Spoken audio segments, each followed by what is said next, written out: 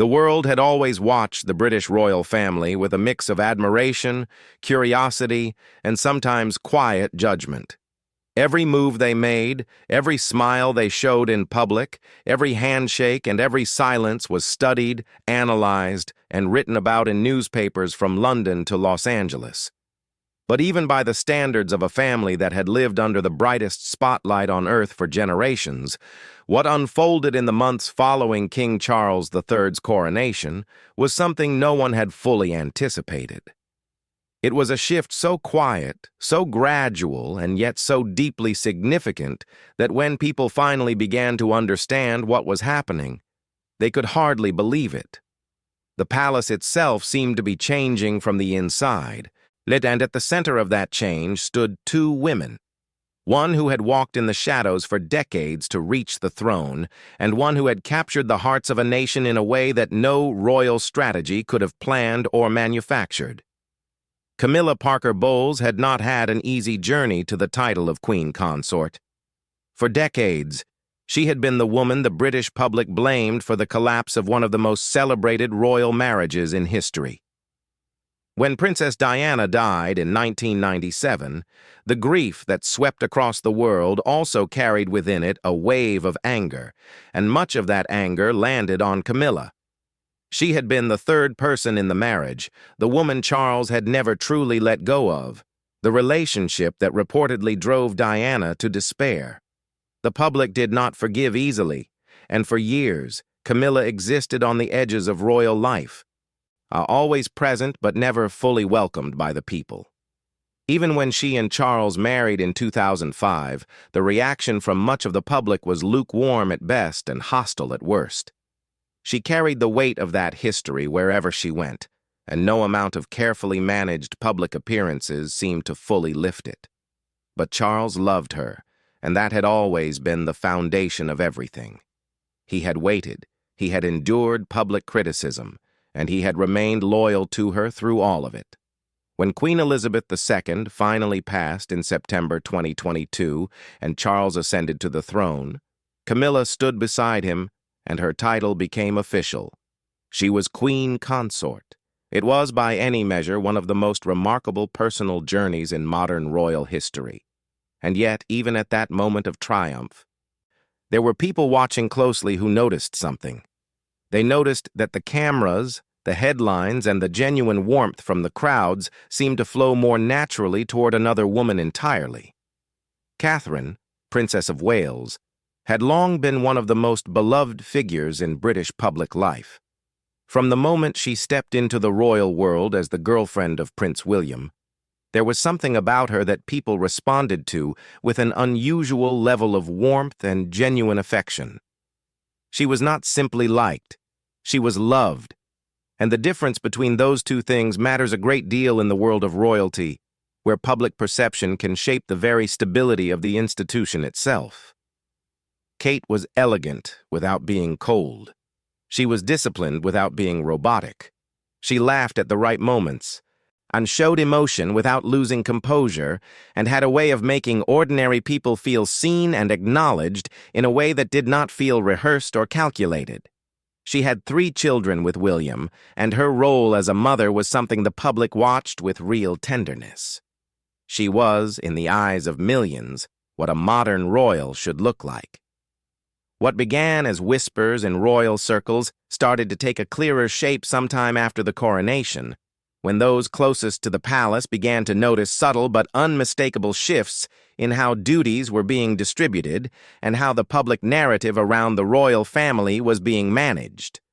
King Charles, a man who had spent his entire life preparing for the throne and who understood better than almost anyone how fragile the monarchy's relationship with the public could be, was paying attention to the numbers.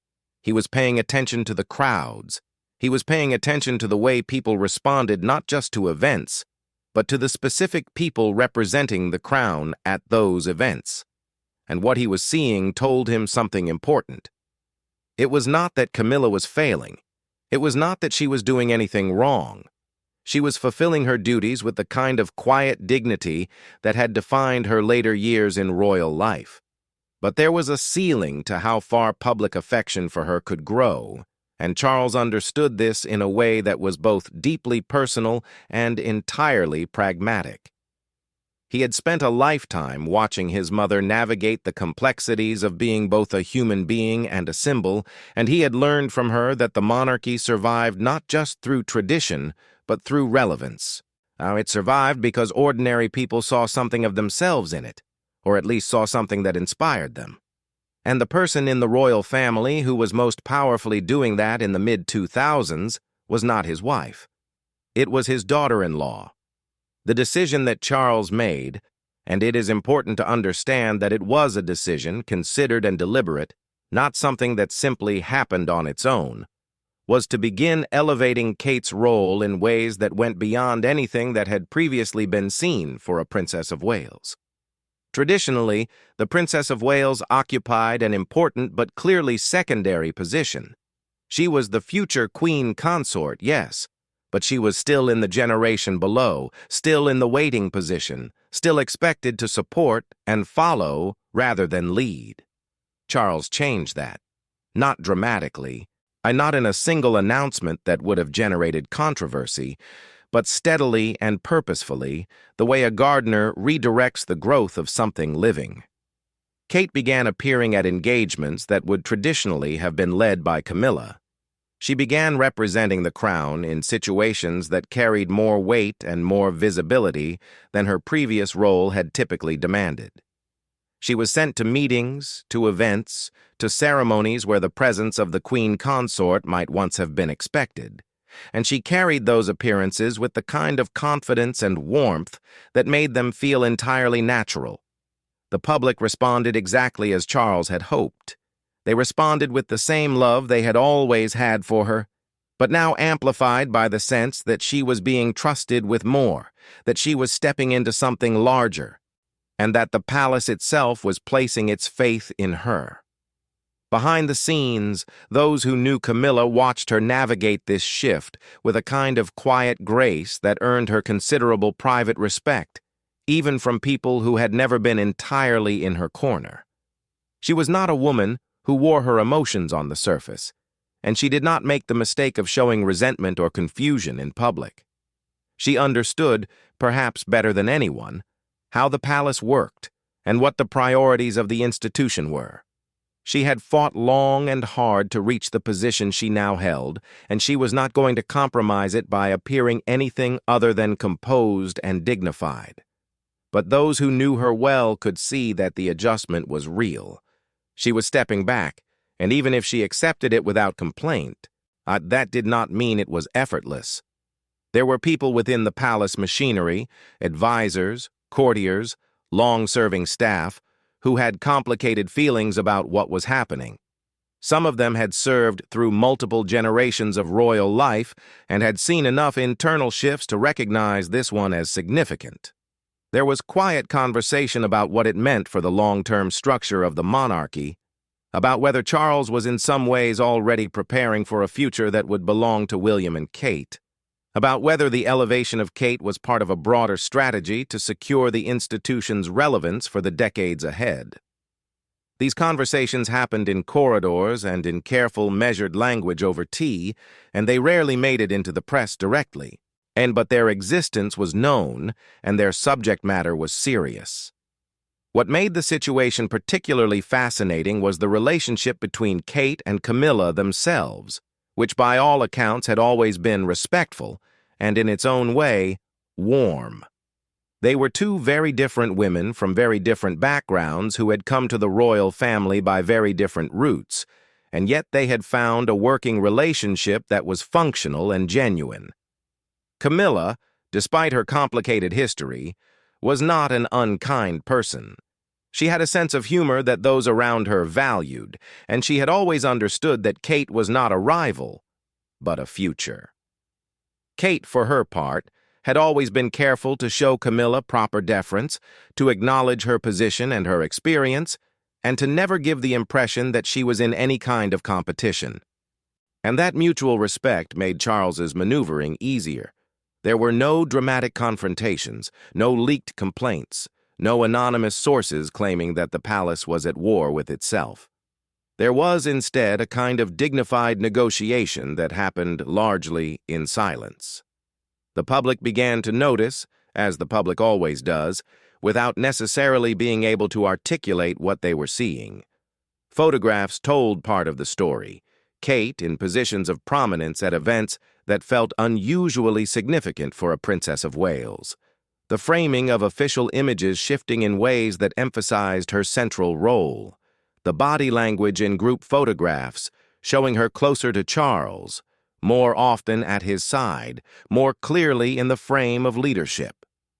Articles began to appear, at first cautiously and then more confidently, denoting the shift and asking questions about what it signified. Royal commentators who had spent careers reading the tea leaves of palace positioning spoke carefully but unmistakably about a recalibration of power and visibility within the House of Windsor. What Charles seemed to be doing, at its most fundamental level, was betting on continuity. He was a king who had come to the throne later in life than almost any of his predecessors, and he was acutely aware that his own reign, however important, was ultimately a bridge between his mother's era and his son's. He was thinking not just about his own legacy, but about the legacy of the institution itself, and about whether the monarchy would survive and thrive in a world that was increasingly skeptical of hereditary power and increasingly demanding of relevance and authenticity from its public figures. And in that calculation, Kate was not just an asset. She was perhaps the most important asset the monarchy had. She had something that was almost impossible to manufacture and very difficult to sustain over time.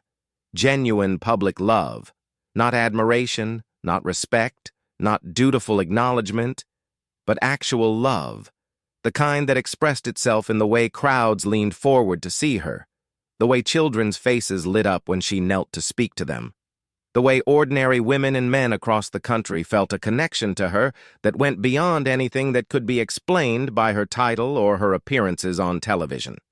She had cultivated that love carefully over more than a decade in public life, through a combination of natural warmth, disciplined professionalism, and an instinct for the kind of human connection that the monarchy needed to survive in the 21st century. As the months passed and the pattern became more established, something else began to happen that no one had quite predicted. Camilla, rather than fading into irrelevance, began to find her own path through the changed landscape with a kind of quiet authority that surprised some of those who had underestimated her. She leaned into the areas where her experience and her specific personality were genuine assets. Her work in literacy and reading, her comfort with older traditions and established institutions, her ability to hold rooms with dry wit and warm conversation.